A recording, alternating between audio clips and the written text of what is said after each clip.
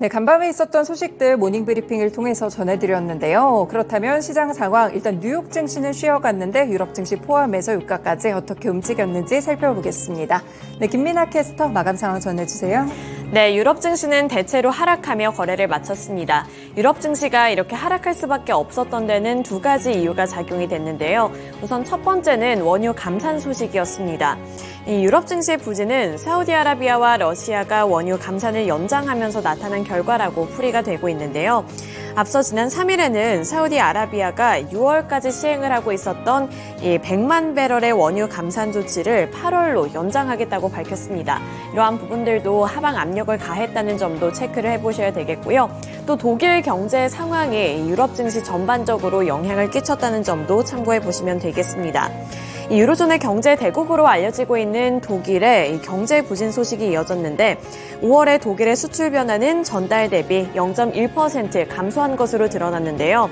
시장의 예측은 0.3%였는데 이에 비해서 크게 하회하는 수준이었기 때문에 유럽 증시 하락한 채로 거래를 마쳤습니다. 보시면 유로스톡스 50 지수도 0.16% 소폭 하락하면서 4,390포인트의 종가를 형성했고요. 장 초반부터 마감때까지 하락폭을 더욱더 키워나가는 모습이었습니다. 네, 이어서 원유 선물 가격 흐름 살펴보도록 하겠습니다. 네, 원유 선물 살펴보시면 1%대 강세를 기록을 했습니다. 1.73% 상승한 71달러 선에 거래를 마감했고요. 장 초반부터 마감때까지 상승폭을 확대해 나가는 모습이 나타났습니다. 앞서 살펴드렸다시피 이렇게 주요국들에서 감산을 했다는 소식이 작용이 되고 있다는 점도 연일로 체크를 해보셔야 할 것 같습니다. 네, 이렇게 원유 선물 가격 흐름 그리고 유럽 증시 마감 상황 함께 전달해 드렸고요. 이어서 미국 증시 어떠한 포인트를 눈여겨보면 좋을지 SH 인베스트먼트 김선영 연구원 통해서 들어보도록 하겠습니다. 네, 연구원님 안녕하세요. 네, 안녕하십니까? 네, 미국 증시 휴장했습니다. 이럴 때 어떠한 부분에 포인트를 잡고 투자를 해보면 좋을지 짚어주세요. 예, 미국 정부가 자국 클라우드 컴퓨팅 서비스에 대한 중국 기업들의 접근을 제한한다는 소식입니다. 월스트리트저널지에 따르면 조 바이든 행정부는 아마존과 마이크로소프트 등 관련 기업들이 중국 기업들에게 AI 칩을 사용한 클라우드 서비스를 제공하려면 정부의 허가를 먼저 구해야 하는 법률을 만들 계획이라고 전하고 있는데요. 이것은 미중 갈등이 세계에서 가장 앞선 기술을 위한 공급망에 대한 접근을 놓고 벌어진 것에 대한 대응 조치라면서 이미 중국은 제넷 옐렌 재무장관의 방중을 며칠 앞두고 반도체 제조에 사용되는 금속에 대한 수출 제한을 발표한 바 있었습니다. 신문은 미 상무부가 10월에 시행된 반도체 수출 통제 정책 확대의 일환으로 앞으로 몇 주 안에 클라우드 서비스 제한 조치를 발표할 것으로 예상한다면서 바이든 행정부가 중국의 AI 기술 발전과 군사적 응용에 대해 우려하고 있다면서 이 때문에 중국 기업에 대한 반도체나 기타 제품 및 서비스 이전을 제한하려고 한다고 보도하고 있으며 이에 대해 중국은 미국 최대 메모리칩 제조업체 마이크론 테크놀로지의 제품 구매를 금지하는 등 반격에 나선 상황이라고 설명하고 있는데요. 미국은 반도체 수출 통제 외에도 중국 기업인 알리바바와 텐센트 등이 클라우드 서비스를 하는 데 있어서 미국 내 운영을 억제하기 위한 조치도 고려 중이라고 보도하고 있습니다. 시장 전문가인 야데니 리서치의 야데니 대표가 미국 증시의 상승세가 지속될수록 궁극적으로는 시장이 붕괴할 가능성이 있다고 경고했습니다. 그는 S&P 500 지수가 4,450선을 기록하면서 연말 목표치였던 4,600에서 크게 벗어나지 않고 있으며 나스닥 지수는 상반기 중 38%가 급등하며 1983년 이후 가장 좋은 출발을 보였지만 아직 한 해의 중반에 불과하다며 S&P 500은 200일 이동 평균보다 약 11%가 높은 수준이며 강세 흐름의 상단인 현 수준에서 저항에 직면할 수 있고 주가가 추가로 상승한다면 붕괴 시나리오가 발생할 가능성이 커진다면서 주식시장의 급격한 상승은 일반적으로 지속 불가능하고 궁극적으로 손실을 초래할 수 있는 만큼 투자자들에게 우려의 대상이 될 수 있다고 말하고 있습니다.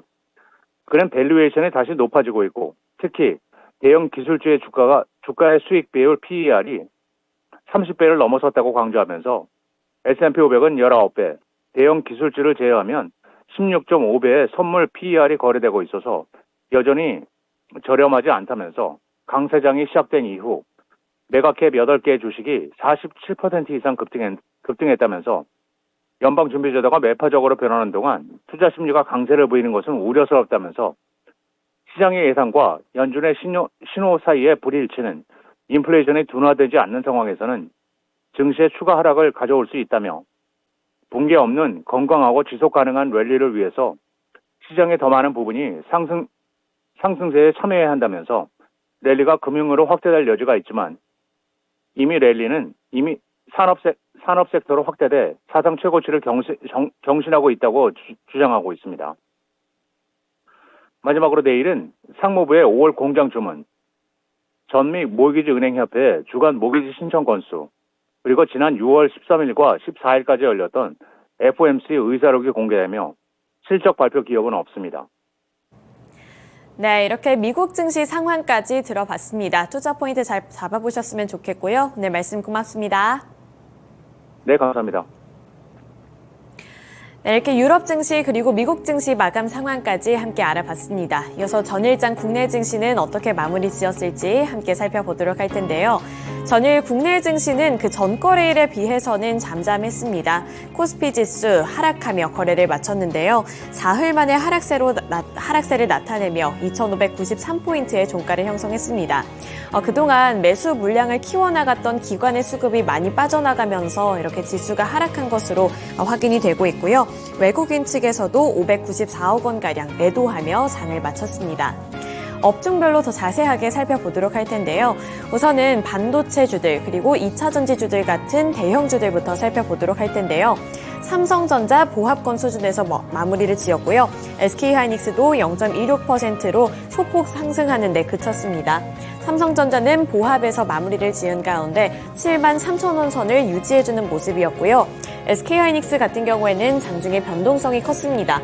마지막에는 0.26% 상승한 11만 7,900원의 종가를 형성했습니다.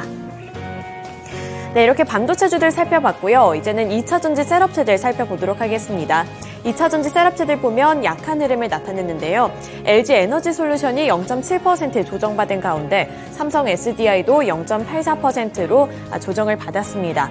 또 LG화학은 1%대 약세를 기록하면서 1.59%의 하락세로 거래를 마무리 지었는데요. 테슬라에 이어서 리비안에서도 인도량과 관련되어 있는 소식을 들고 왔지만 전일 시장에서는 그 영향은 미미했다고 볼 수가 있겠습니다. 적어도 셋업체들 쪽에는 이 리비안의 소식이 그렇게 크지는 않았다는 점도 참고해 보시면 되겠습니다. 네, 이어서 조선주들 살펴보도록 할 텐데요. 전일 시장에서는 조선주들의 상승세가 뚜렷하게 나타났습니다. 테마로 엮어서 살펴보시면 조선기자재 그리고 조선주들 또 LNG선 관련한 종목들까지도 일제히 강세 흐름을 기록했는데요. 우선 조선주들의 주가 흐름부터 살펴보도록 하겠습니다. HJ중공업이 15.49% 강세를 기록을 했고요. 현대미포조선도 4.55% 상승세를 기록했습니다. 장 초반부터 마지막 때까지 지속적으로 상승폭을 확대해 나가는 모습을 보여주면서 이 코스피 지수 자체는 탄력이 둔화됨에도 불구하고 이렇게 조선주들은 상승폭을 확대해 나가는 모습이 포착이 됐습니다. HD현대중공업도 마찬가지로 3.34% 상승한 13만 6천 원을 기록을 했고요. 마찬가지로 상승폭은 지속적으로 키워나갔습니다. 또 HD한국조선해양도 2.41% 강세를 기록하면서 11만 8,900원의 종가를 형성했고요. 마지막으로 삼성중공업도 1.91%, 또 한화오션도 1%대 강세로 거래를 마감 지었습니다. 그 밖에 조선 기자재 종목들도 강한 흐름을 기록을 했는데요. S&W가 30%로 상한가를 꽉 채워내면서 종가를 형성했습니다. S&W 같은 경우에는 조선 기자재 테마 상승에 올라탄 영향도 있었고요. 또 한국재료연구원의 대형 타이타늄 압축기 블레이드 국산화 성공 소식 속에 이 공동 연구 진행 사실이 부각이 되면서 상한가를 기록을 했던 종목이었습니다. 따라서 S&W가 이 조선 기자재 중에서는 가장 큰 폭으로 오르는 모습이 나타났고요. 또 대표적인 기자재 종목이죠. 태광이 5.72% 상승한 19,400원의 종가를 형성한 가운데 그 밖에 하이로코리아도 5%대 강세를 기록을 하면서 28,000원의 종가를 형성했습니다. 이렇게 조선주들 그리고 조선 기자재주들이 강세를 나타낼 수 있었던 것은 슈퍼사이클 속에서 실적까지도 호조를 띠고 있기 때문인데요. 이렇게 조선주들을 향한 업황 턴어라운드 기대감은 최근 들어서 꾸준히 나오고 있습니다. 이러한 부분들이 주가에까지 지속적으로 반영이 될 수 있을지도 관전 포인트로 두고 살펴보시면 되겠습니다. 네, 이어서 코스닥 시장으로 넘어가 보겠습니다. 코스닥 지수는 4흘 연속으로 상승을 했습니다. 전일 시장에서도 큰 폭은 아니었지만 소폭 상승한 채로 거래를 마쳤는데요. 업종별로 더 자세하게 살펴보도록 하겠습니다. 우선 그래도 코스닥 시장에서는 2차전지 소재주들 코스피 시장에서보다는 선방하는 모습으로 거래를 마감했습니다. 에코프로 BM이 4.17% 기록을 했고요. 반면에 에코프로는 2.42% 약세로 거래를 마쳤습니다. 하지만 에코프로 같은 경우에는 전거래일에 20% 넘게 급등했던 것에 비하면 하락폭이 그렇게 크지는 않았다고 볼 수 있겠고요. 차익 실현 매물이 빠져나오면서 2%대 약세를 기록했다고 볼 수가 있습니다. 또 에코프로 그룹주 중에서는 전일 시장에서는 에코프로 BM이 또 각광을 받았습니다. 전일 주가 흐름 살펴보시면 장 초반에는 10% 넘게 상승하는 모습이 나타나기도 했는데요. 하지만 장 막판으로 갈수록 차익 매물이 빠져나가면서 이 상승폭은 4%대까지 둔화가 되는 모습도 포착이 됐습니다. LNF도 조정을 받으며 거래를 마치는 모습이었는데요. 우선 그래도 이렇게 2차전지 소재 종목들, 특히나 이 코스닥 시장에서 중소형주들이 더욱더 각광을 받을 수 있었던 것은 제가 앞서서 잠시 언급을 했었던 리비안의 영향이 컸는데요. 테슬라에 이어서 리비안까지도 이 전기차와 관련되어 있는 인도량 수가 늘어났다는 점이 호재로 작용이 됐습니다. 리비안은 2분기에 총 12,000대를 인도했다고 하는데요. 이는 전분기 대비 50% 증가한 수준이었고요. 컨센서스 역시나 10% 이상 상회하는 모습이었기 때문에 2차전지 소재 종목들이 주목을 받았습니다. 네, 이어서 자동차 부품주들 살펴보도록 하겠습니다. 자동차 부품주들 최근 들어서 흐름이 괜찮습니다. 우선은 현대차 그리고 기아 측에서 이 전기차 판매량이 미국에서 지속적으로 늘어나고 있고 호조를 띠고 있다는 소식 자체가 호재로 여겨지면서 자동차 부품주들 그리고 최근 들어서는 타이어 관련 종목들까지도 매수세가 유입이 되면서 상승하는 모습이 나타나고 있는데 이렇게 자동차 부품주들 연일로 상승하는 흐름이 나타나고 있고요. 전일 시장에서까지 주목을 받는 움직임이 나타났습니다. 이러한 부분들도 체크를 해보시면 되겠습니다. 네, 자동차 부품주들 주가만 빠르게 확인을 해볼 텐데요. 동원금속이 11%대, 화신이 7%대 강세를 기록을 했고요. 나머지 관련 종목들도 보시다시피 빨간불로 거래를 마쳤다는 부분도 체크해 보시면 되겠습니다. 네, 이어서 희귀금속 관련 종목들 살펴보도록 하겠습니다. 중국과 관련되어 있는 소식이 업데이트가 됐습니다. 따라서 국내 증시에서 국내 기업들이 반사수혜를 누릴 수 있을 것이라는 기대감과 함께 이 희귀금속 관련 종목들이 강세를 기록을 했는데요. 동국 RNS가 17.94%로 18% 가까이 되는 상승세를 기록을 했고요.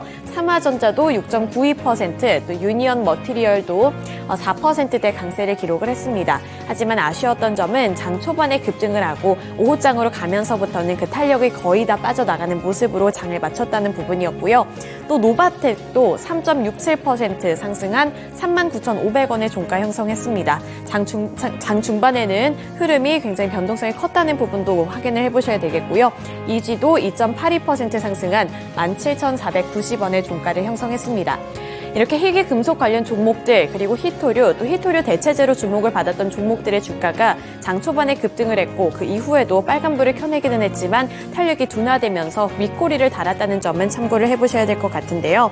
중국이 제닛 옐런 미국 재무장관의 방중을 앞두고 이 첨단 반도체 및 태양광 패널 등에 사용이 되고 있는 희귀 금속에 대한 수출 규제를 발표했습니다.